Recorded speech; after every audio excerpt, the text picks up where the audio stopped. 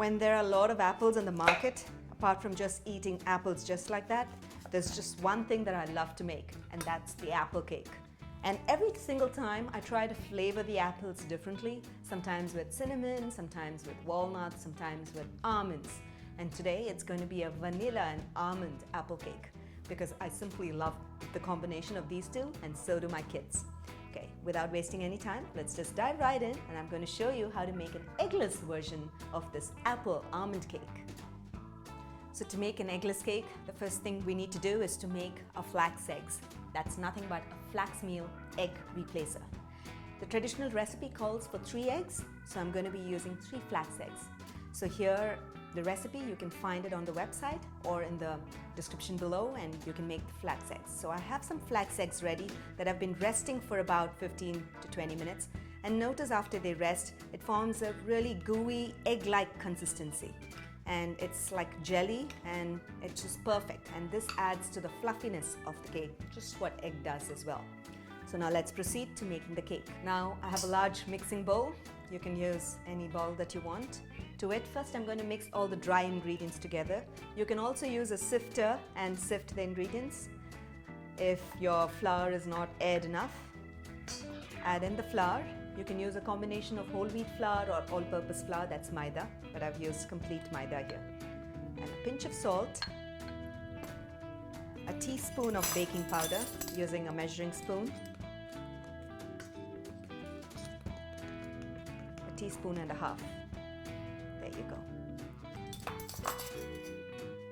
And the sugar, I've used castor sugar. Castor sugar is a little finer sugar than the regular sugar that we consume. It's great for baking because it mixes really quickly. And cinnamon powder. If you're not too fond of cinnamon, then don't add it. I like a pinch of cinnamon or spice to fruit cakes. It adds great flavors. So let's just stir all the dry ingredients together.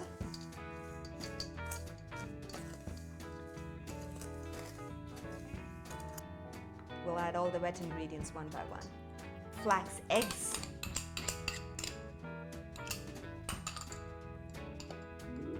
Vanilla essence. Perfect. And give it a stir.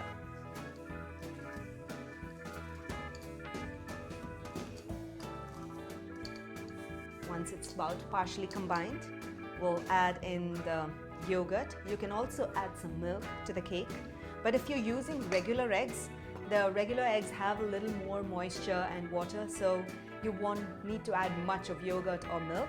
But because I'm adding the flax eggs, the amount of liquid or moisture that it has is a little less than the eggs because the eggs have the yolk and the white, adds up to a lot. So hence the reason I'm adding the yogurt. Okay, so just give it all a stir until you get a nice cake batter. And all the ingredients are just well combined. Perfect. Usually fruit cakes, the batter is a little more thicker than the regular cakes because you want it to be nice and crumbly and not moist and thick. Because the fruit, when it goes inside, will also release some moisture into the cake when it's baking in the oven. So you need to keep that in mind. So if you usually bake cakes and you notice that your batter is really thick, don't worry about it.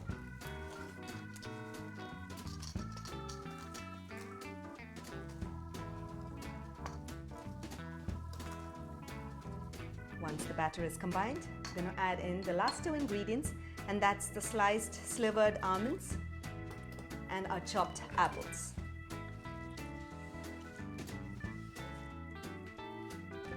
Just fold the almonds and the apples into the cake, and that's it. It'll be ready to go into our bundt pan. You can bake it in any pan of your choice, but I like a bundt pan because it's easy to cut and serve for tea time.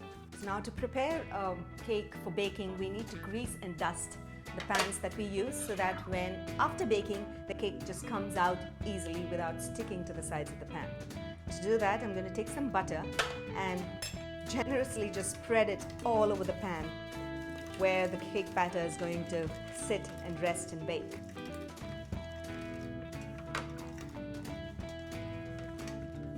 Okay. And then, once you've buttered it, I'm going to sprinkle some flour all over, and I'm going to show you how to dust a pan. So just by the sides so the flour sticks to the sides of the pan wherever you have applied butter. And when there is excess flour, just take the pan and dust it. Usually I do it in the sink, but to show it to you, I'm dusting it on a tray. That's it.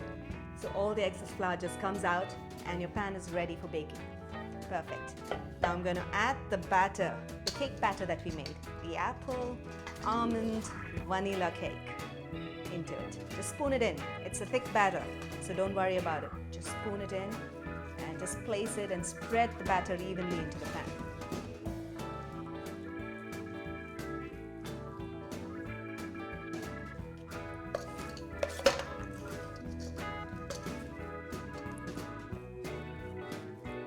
Perfect. Look at the quantity, I think it's just perfect. I just love it when I make quantities that are perfect to rest in a pan. Now the cake is ready to go into the preheated oven. I've preheated it at 180 degrees centigrade and we'll bake it for about 25 to 40 minutes. It all depends upon the oven that you have. Make sure that you check it at 25 minutes, insert a tester inside to see if any crumbs stick to it. If it's still sticking, put it back into the oven to bake, and once it's ready completely, take it out.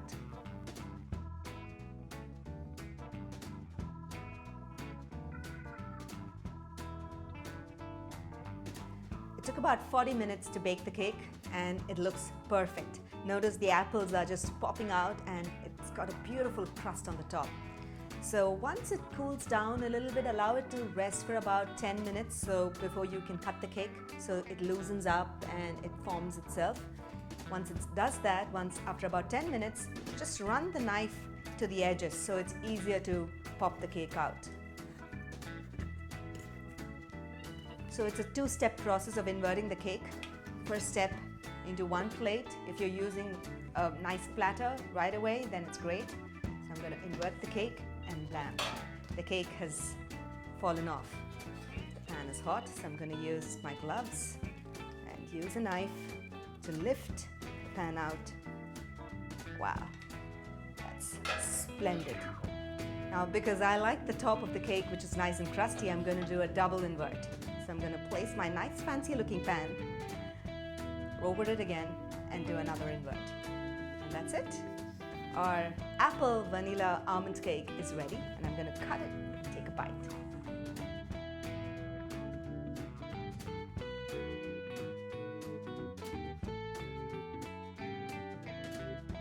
Didn't you think this apple cake was super simple? It took me all of 10 minutes to whip it all up, although the 40 minutes of baking time, but it's really simple. So when you have some fresh apples in season, don't forget to give this recipe a try. When you do remember to share your feedback in the comments below and don't forget to subscribe to the YouTube channel. Why? Because you're going to be seeing fresh recipes every week from my kitchen. Until then, until next time, happy cooking and healthy eating.